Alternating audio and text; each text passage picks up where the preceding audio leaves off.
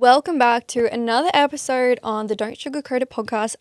I am your host, Candy, and today I've got my shoes off. We're at episode number 5 right now. I'm on a roll. I'm going to just literally speak some truth today. And to be honest, I'm a little bit freaking scary about what this episode is going to provoke because I'm really sick and tired of the skepticism and the boxes of the topic that we are going to talk into today.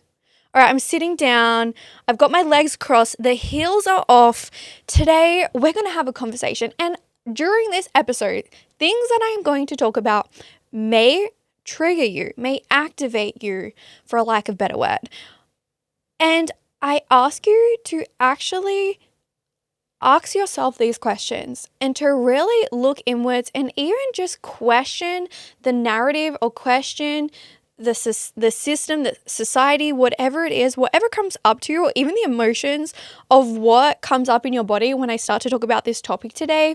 I really want you to actually start to question this for yourself because I think this is something that a lot of people in the industry neglect to speak about. So you know the vibe.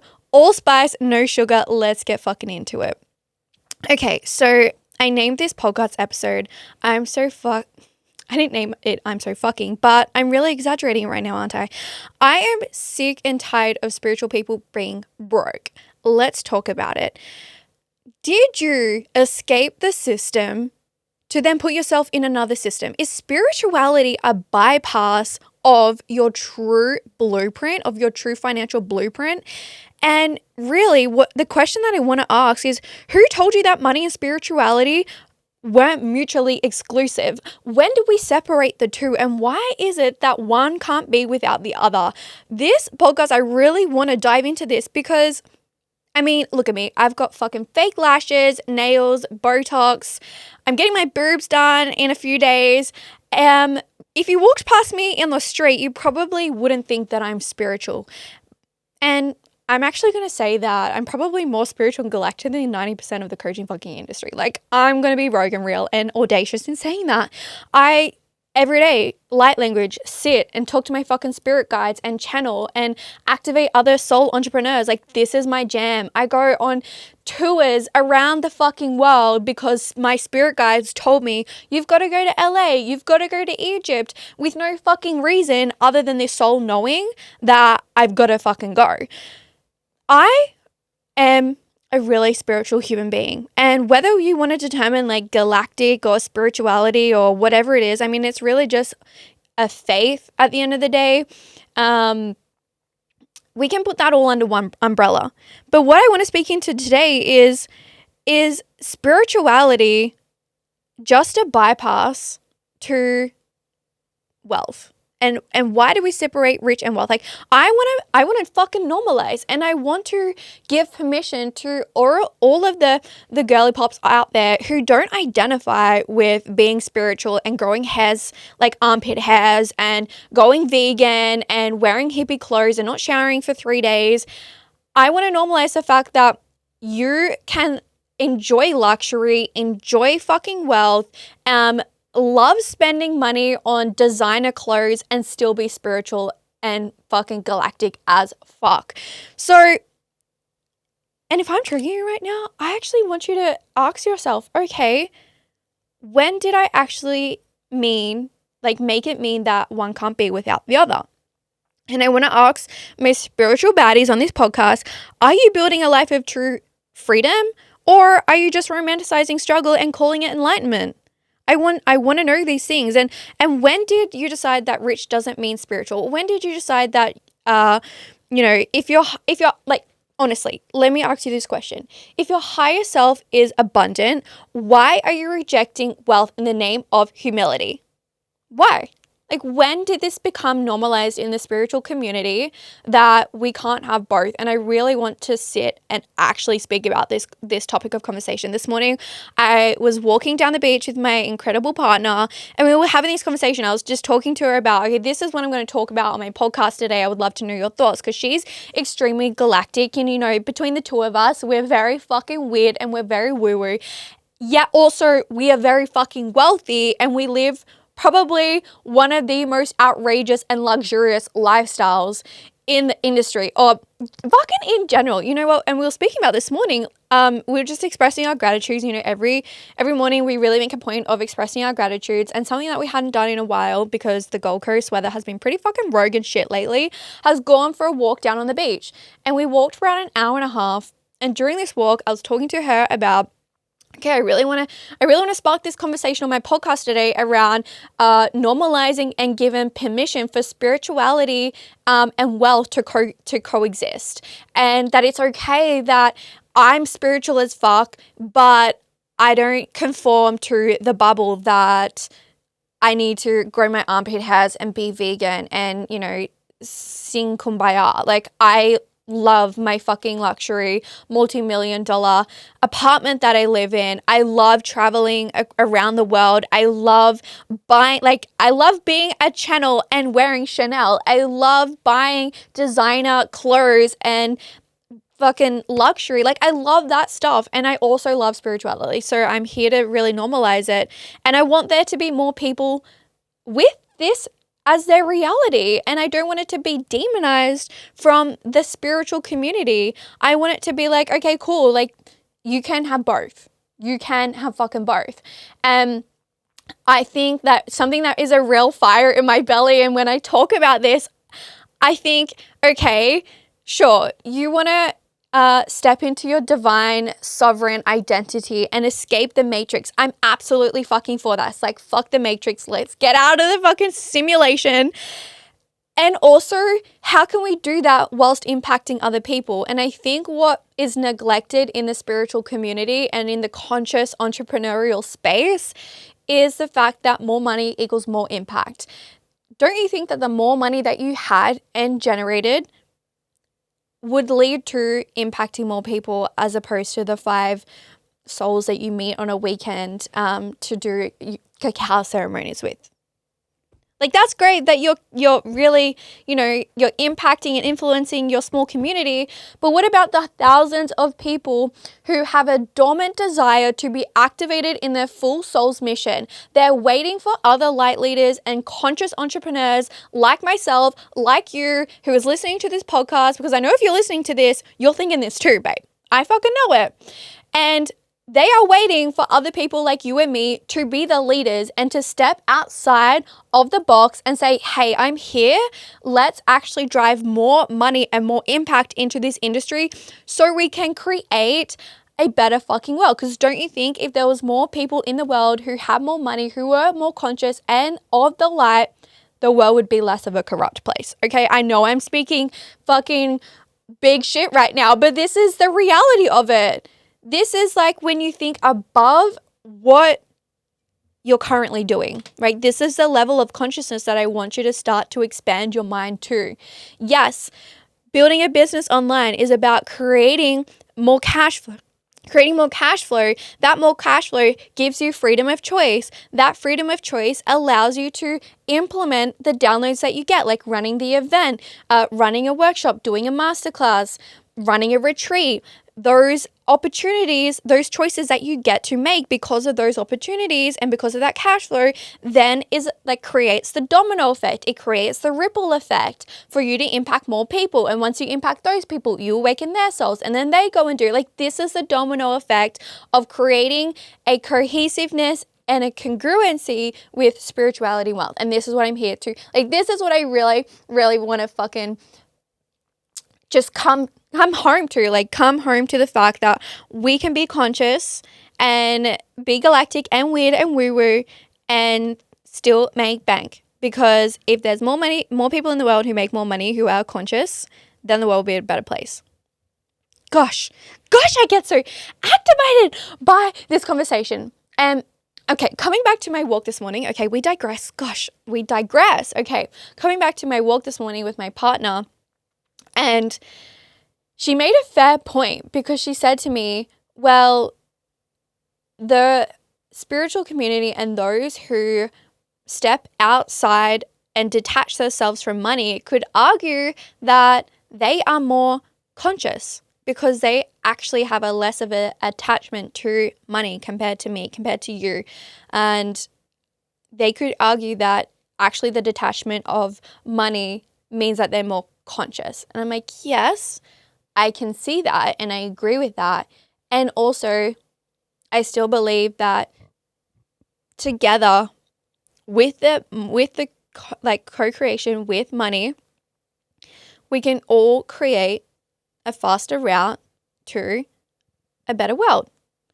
And I truly believe that if your higher self is abundant, then actually receiving the overflow of cash flow is part of your birthright. And I think some people, like a good question that I want to ask you if you're listening to this podcast and you're in the community, the spiritual community, a good question that I really want to ask you is, do you trust yourself to be spiritual without losing integrity? And I think this comes through a lot of money programming, and I feel like that's a conversation for another day because, money programming is a real thing. And if you grow up with the stories and the stigmas of money doesn't grow on trees and rich people are wankers or X, Y, and Z, your money programming is to be in integrity for my soul's mission and to be a good human being, I have to detach myself from money. And I want you to start conceptualizing these questions. And another really fucking cool question that I want to ask is, did you actually escape the system? If that's what you believe in the sense of like, okay, I'm stepping into my full sovereignty. I don't even know if that's how you say the word sovereign identity. Did you actually escape the system, or did you just find a new ecosystem? Did you just bypass via your spirituality and you're still essentially living out the same misconceptions? So these are the things that I want to have you think about, because the reason I'm getting you to think about these and ask yourself these questions is with awareness comes power. And if we really bring awareness to this concept, then we have the power to dissolve the boxes, dissolve the stories, and actually create together. Even better still, I was literally expressing to my podcast manager this morning as I was sitting down, like, oh, I'm really going to talk into this. I'm sick of spiritual people being broke, I guess, concept. And he was like, oh, what do you mean? And I was like, well, I think that a lot of spiritual people escape the matrix by detaching from money, right? We spoke about that. And what I actually see is that they actually just take themselves from one box and then put themselves into another box. And he was like, yeah, like I agree.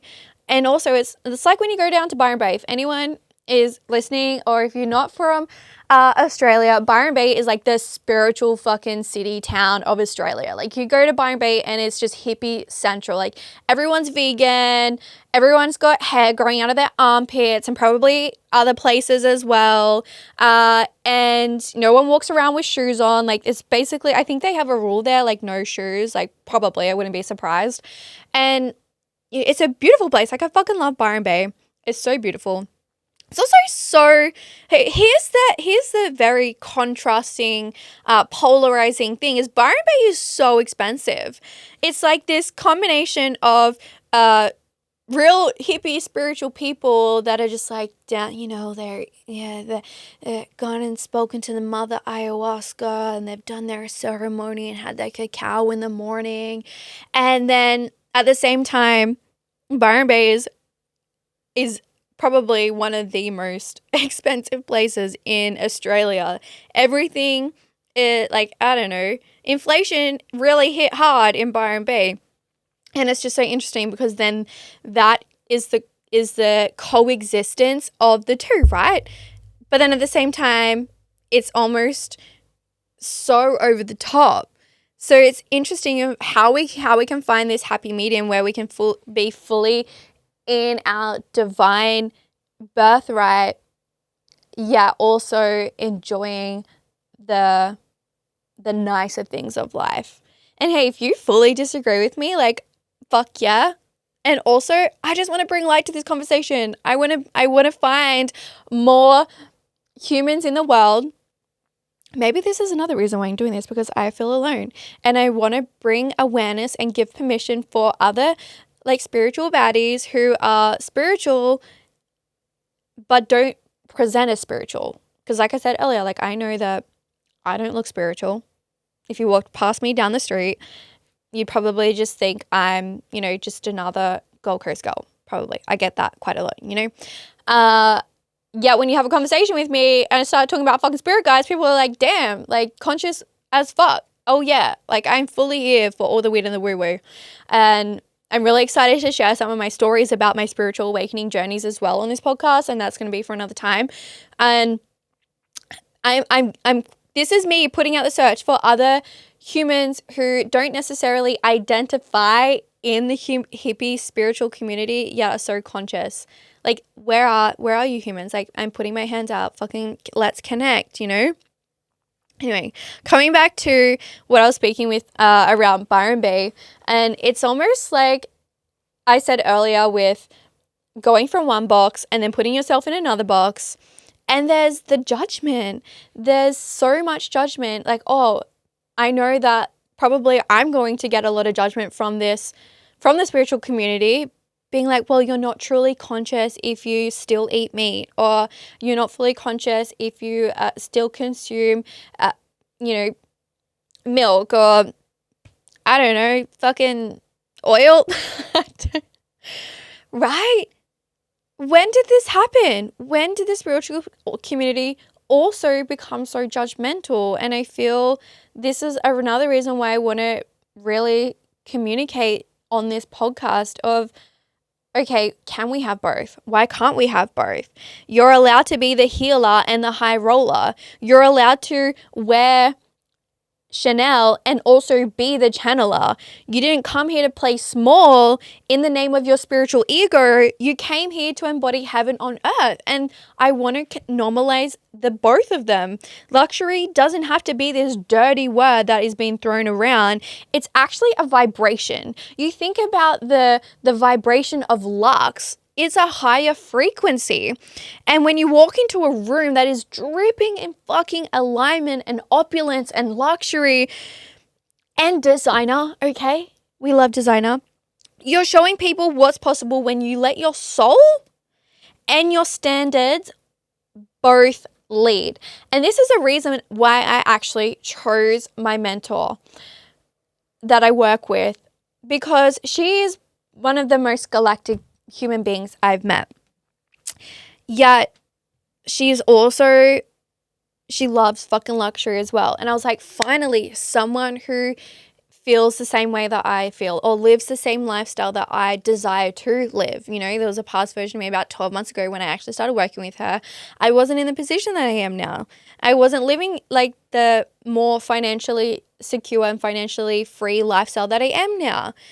And also, side note, yes, it only fucking takes 12 months for you to completely revolutionize your life. Like 12 months ago, I was still working as an emergency nurse. Like it's actually been about my 12-month anniversary since I left my career as an emergency nurse. But in no means did I have the financial resources and support to travel whenever I wanted to travel. Like, yeah, I was still living in that scarcity mindset, and I wasn't able to buy the Versace Sunnies because I think they look good.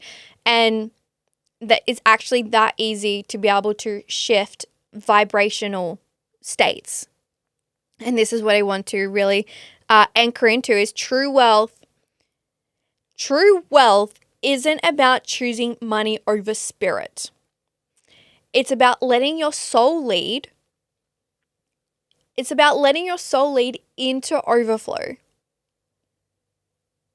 You didn't just wake up to stay stuck in scarcity with your sage and your good fucking vibes. You woke up so you could become part of the movement into a more conscious world.